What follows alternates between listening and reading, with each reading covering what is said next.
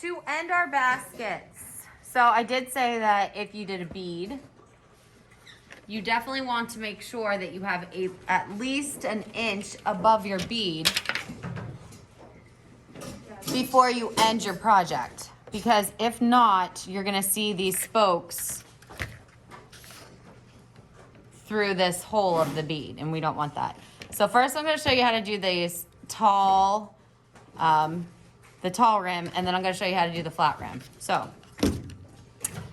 up until now, you have not cut anything. I would say if your basket has gotten very wide, the wider your basket is, the more spoke you need. And I would say definitely do not cut less than 6 inches in that case, all right? Mine, fortunately, is pretty straight up and down. So I'm gonna cut it around 6 inches too, I guess, right here. I'll put them together. Now my reed, my spokes are all wet. They should be pliable and bendy, okay? If they're dry, you're gonna have a really hard time doing this, okay? So you're just gonna pick a spot, and basically you're going to go over one and into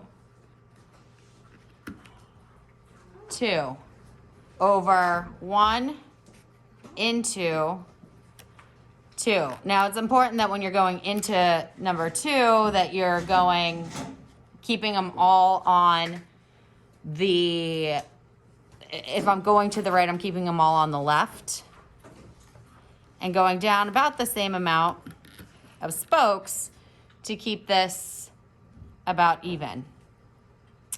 When let's pretend that this is all done and I have 1 spoke left, same deal. I'm gonna go over 1 and into 2. Don't overthink it. It's literally over 1 into 2, okay?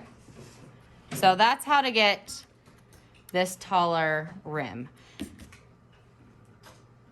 All right, the shorter or the further down you push them, like I can make smaller loops if I cut this down more.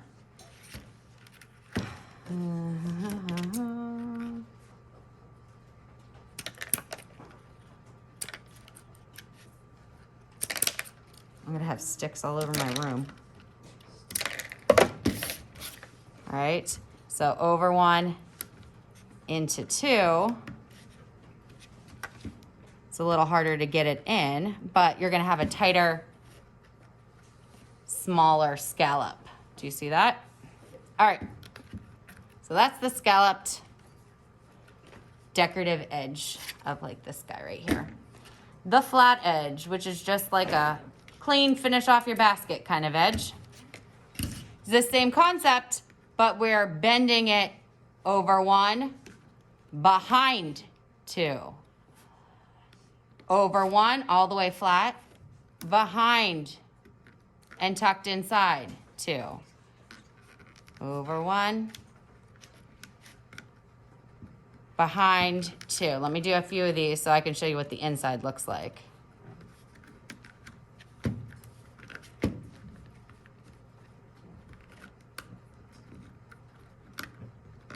Well, while I'm at it, I might as well just finish it, huh?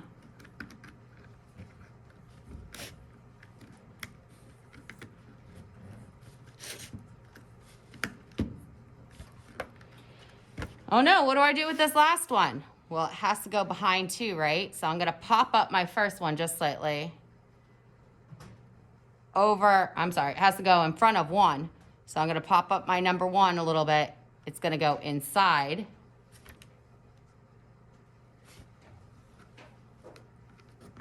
And tuck behind.